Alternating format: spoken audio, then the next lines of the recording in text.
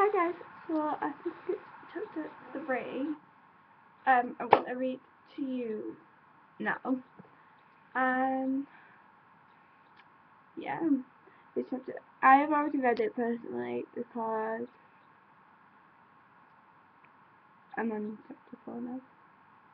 Leaving on chapter 4. Yeah.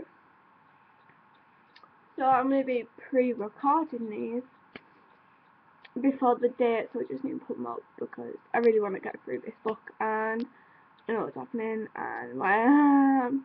So like, yeah. And I'm trying to get this other book read as well, which is a math one, which is really hard. And I don't quite understand, but yeah. So we're going to be reading this book. Wait, my neck's irritating me, so I'm going to put my hood up. And yes, I am a flamingo, and yes, it might be hard to concentrate, but hey, that's fine. I'm just sitting on my little cushion, like I do. So yeah, I'm just going to be reading. I'm on chapter 5 now.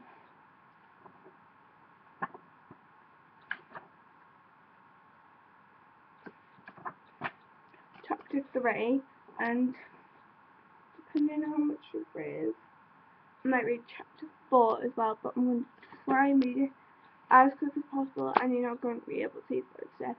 So if you want the words, I'm pretty sure you probably find a website that has the book on it.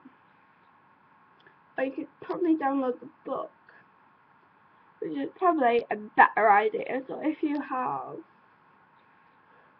iTunes / App Store, go download the book. And then get a computer screen out of it. Watch this too, or just watch this and be like, with the earphones in and download it as a soundtrack, and then you'd like, but you just need to skip this.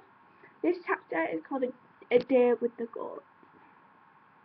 So yeah, I've got a light on, which is really hot. I'm wearing a thick onesie. And I normally wear this onesie for bed, but it's really hot. I think like it's just shining on me a bit. Like the ease, quite there, it's 22:28. So yeah, it's 10:28, so it's only 10:30. So back at reading, and then I'm going to do chapter the week after, and then chapter 6, then chapter 7, then chapter 8. And I'm gonna, like, if I do these in the middle of the night, I'm really sorry, but I need to do these because I need to read it myself so I understand what's going on, because I'm really interested. And if I said all this stuff, I'm really sorry. I can't find a bottle. I saw a bottle.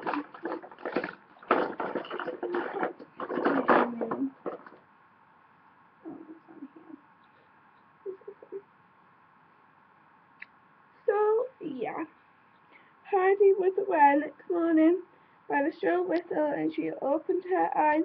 A beam of sunlight came through a hole in the wall, making the hair look like gold. At first she could not think where she was. Then she heard her grandfather's deep voice outside, and remembered joyfully that she had come to live in the mountains. She had been glad to leave old Ursula, who was very deaf and felt the cold so much that she sat all day in the kitchen by the fire in the living room stove. Heidi had to sit indoors when the old woman could see her, though she often longed to run outside and play. Now she jumped out of bed full of excitement, and all new experiences awaited for her. She dressed herself as quickly as possible, then climbed down the ladder and hurried outside. Peter was waiting there with the herd, and her grandfather was just bringing Little Swan and Little Bear from their stall. She went to say good morning to them all. Do you want to go up to the pasture with Peter? Asked the old man. This idea clearly delighted her.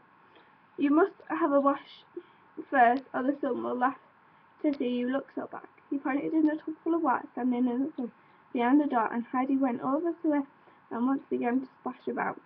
The aunt uncle went indoors, calling to Peter, "Come here," generally of the guts, and bringing your knapsack with you.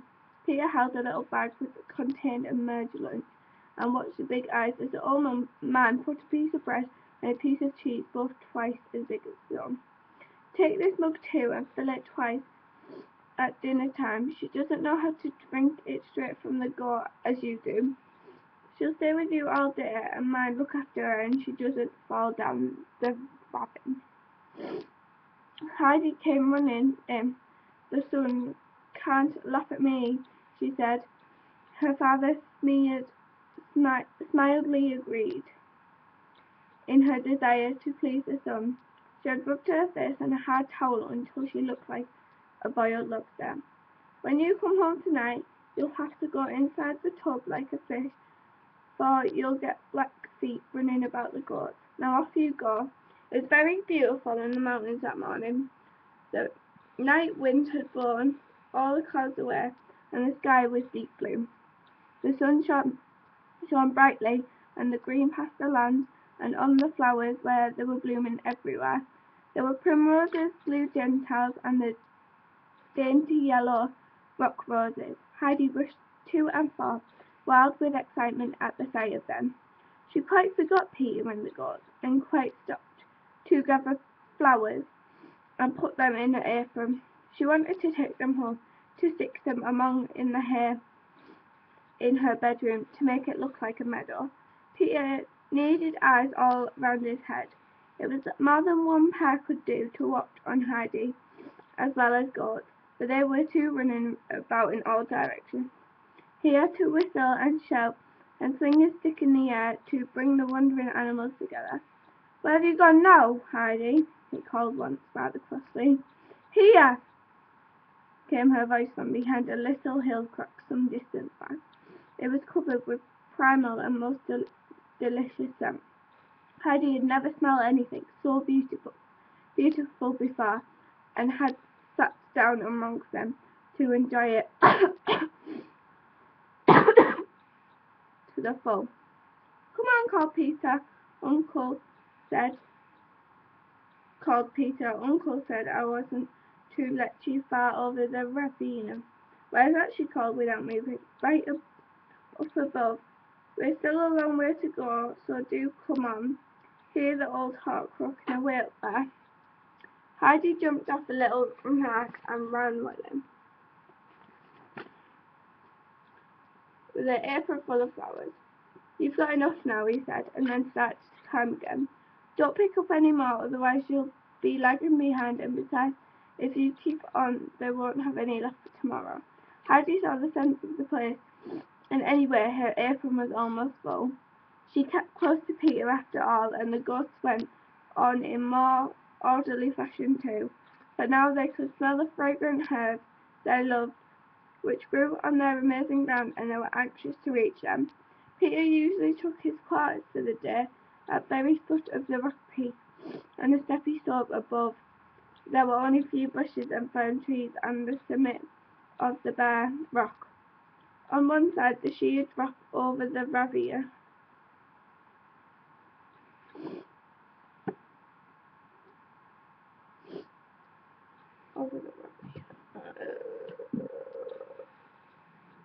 I've lost my hair.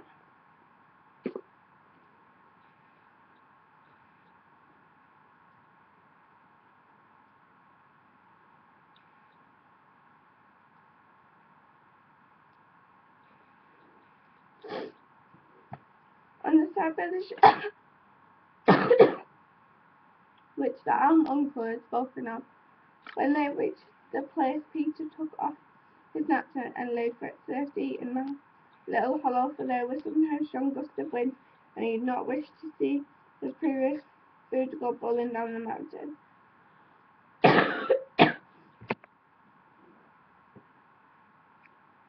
Then he lay down in the sun to rest after a strenuous card. Heidi put her apron of flowers in the same little hollow. Then she sat behind Peter and looked around.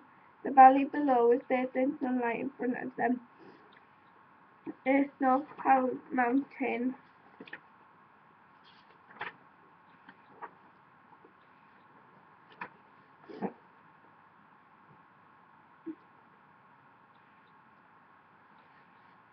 stood out against the blue sky, and to the left of was a huge massive rock with jagged twin peaks. Everything was very still. Only a gentle breeze set the blue and yellow flowers nodding on their slender steams. Peter fell asleep, and the goats climbed about the monk's bushes. Heidi sat quietly still, enjoying it all. She gazed so intensely at the mountain peaks that soon seemed her to have faces, and they looked like old friends. Suddenly she heard a loud noise, looking, and she saw an enormous bird circling overhead with a stretch of wings and croaking harshly, and it flew. "Peter, Peter, wake up!" she cried. "Here's a hawk!" Peter sat up, and together they watched the great bird soaring higher and higher into the sky, and finally disappeared over the grey peaks.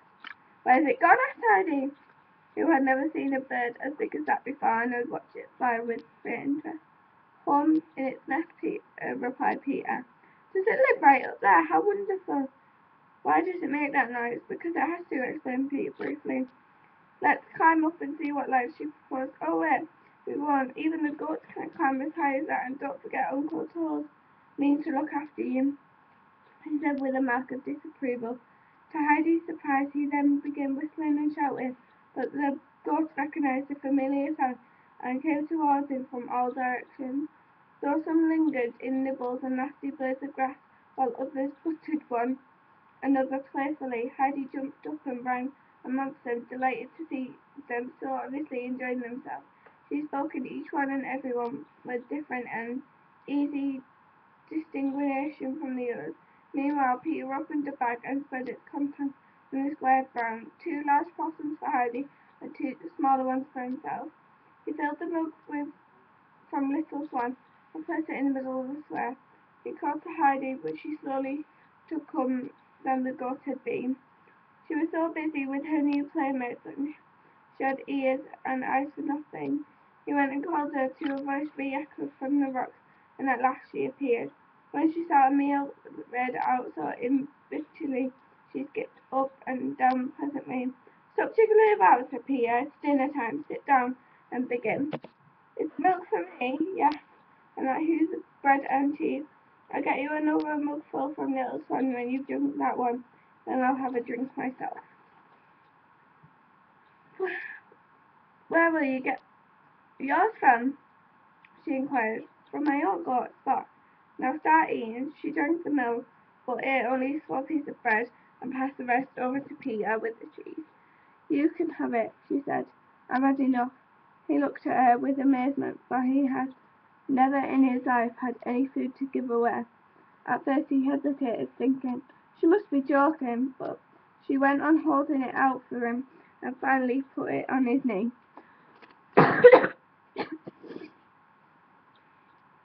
This convinced him that she really meant what she said, and he took it and nodded thanks and settled down to the rest and enjoy the feast. Heidi meanwhile sat watching the goats. "What they're all called, Peter?" she asked precisely. Peter didn't know a great deal, but this question he could answer without difficulty. He told her all the names, pointing to each animal in turn. She listened intensely and soon knew each one from another. Each had little tricks by which it could easily be recognized by anyone looking at them closely, and she was doing. Prince had strong horns and always tried to butt the others, so they kept out of his way as much as possible.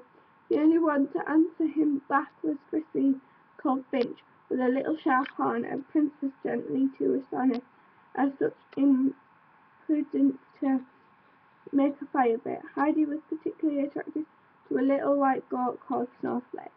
With a bleeding, most peaceful, she tried earlier to comfort it. Now she had ran up to it again, put her arm around the neck, and asked fondly, "What's the matter, Snowflake? Why are you crying?" After that, the goat nestled against her and stopped bleating. Peter had not finished yet his meal, and had called out between mouthfuls, "She's crying because her mother doesn't come up here any more. She's been sold to someone else in the main field." "Where's her grandmother then?" "Hasn't got one." "Her grandfather?" "Hasn't got one." "Poor Snowflake," said Heidi, hugging her little animal again. "Don't cry any more. I shall come here every day now, and You can always come to me if you're lonely. Snowflake rubbed her head on the little girl's shoulder and seemed to comfort. Peter had now finished eating and came up to Heidi, who was making fresh discoveries all the time. She noticed that little swan and little bat seemed more independent than the other goats and carried themselves with a sort of dignity. They led the way to the herd and went up to the bushes again. Some of them stopped here and there to sample a tasty herb, others went straight off, leaping over any small obstacles in their path. Prince was up to his tricks as usual, but Little Swan and Little Bear ignored him completely and were soon nibbling drastically at the leaves of the two thickest bushes. Heidi watched them for some time. Then she turned to Peter, who was lying full length on the grass. Little Swan and Little Bear are the prettiest of all goats, she said. I know that's Uncle. He keeps them all clean and gives them salt and his finest doll for them, he replied. Then he suddenly jumped and ran to the herd, with Heidi close behind, anxious not to miss anything, and noticed that inquisitive little face was right on the edge of the ravine, where the ground fell away so steeply that it could went any further. It might go over and would certainly break its leg. Peter stretched out his hand and caught hold of the little kid, but he slipped and fell through the manger, grasped one of his legs, and Finch, highly indignant at such treatment, struggling wildly to get away. Heidi, come here, called Peter. Come and help. He couldn't get up unless he let go of Finch's leg, which he was nearly pulled out of his socket already. Heidi saw at once and did, and pulled a handful of grass which he held under Finch's nose. Come on, don't be silly, she said. You don't want to fall down there and hurt yourself. As the little girl turned around and ate the grass from her hand, Peter was able to get off. He took hold of the cord on which the little girl was hung round Finch's neck. Heidi took hold of it too on the other side, and together they brought the runaway safely back to the herd. Then Peter took up a little stick to give to the good beating and see what was coming. Finch tried to get out of it. Don't beat him, pleaded Heidi. See how frightened he is. He deserves it, Peter replied, raising his arms, but she caught hold of him, explaining, No, you're not to. It will hurt him. Leave him alone. She looked at him so fiercely that he was astonished and dropped the stick. I won't beat him if you give me some of your cheese again tomorrow, he said, feeling he ought to have something comprehensive after a fright of a little goat had given him. You can have it all tomorrow and every day, promised Heidi. I shan't want it, and I'll give you some of my bread as well. But then you must never beat Finch or Snowflake or any of them. So send to me, said Peter, which was his way of saying that he promised.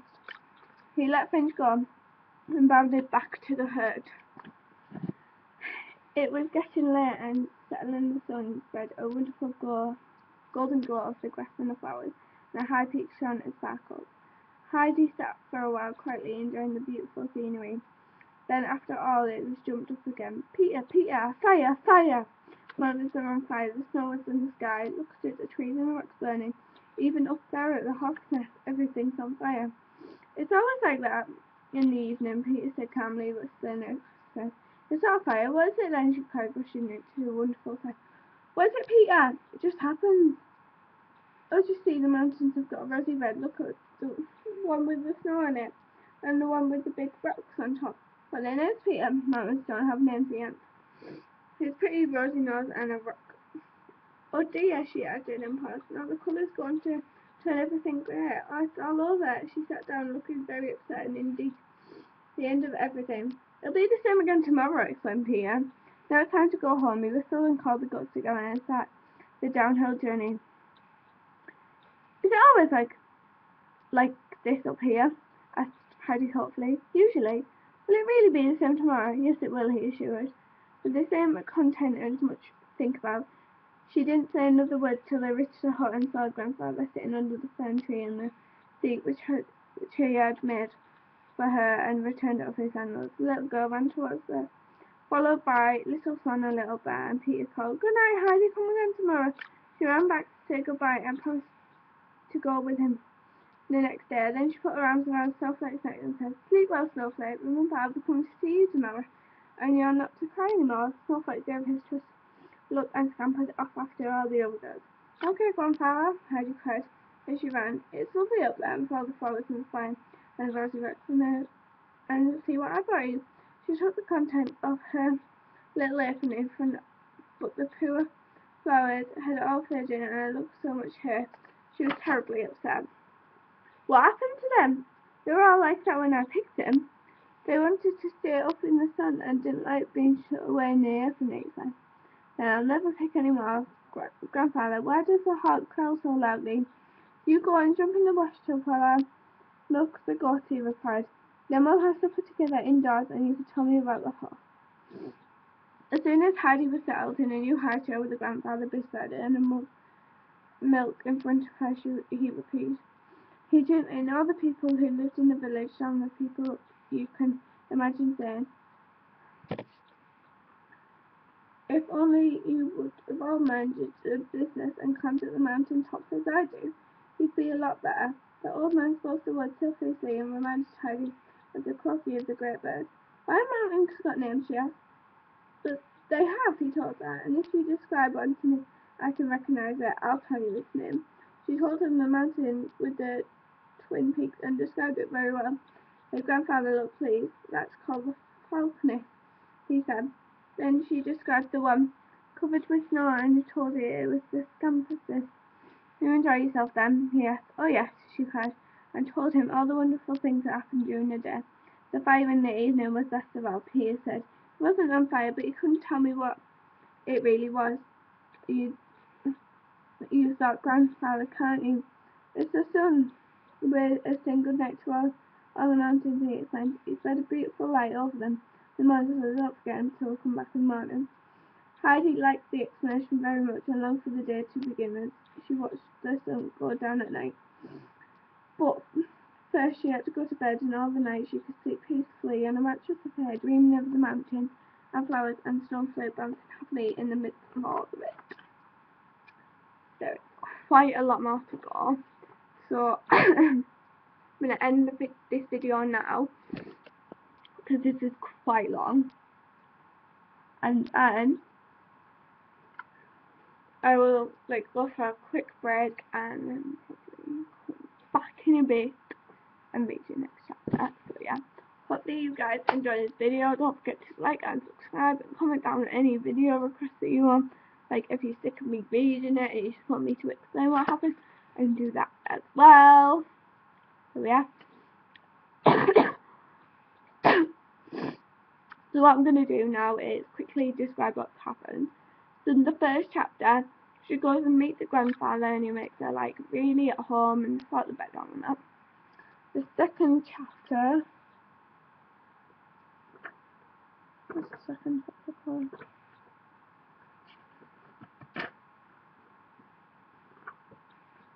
I need to find out what the second chapter is called for me to be able to explain it. Ask Grandfather, so it's what happened at Granddad's house and how it all happened and all that. The third one is a day with Ghost. So Peter, who she met with her grandma, is taking her out and doing different adventures and that. So yeah. So hopefully you guys enjoyed this video. Remember to like and subscribe and add me on Twitter, etc. The names are below. So yeah.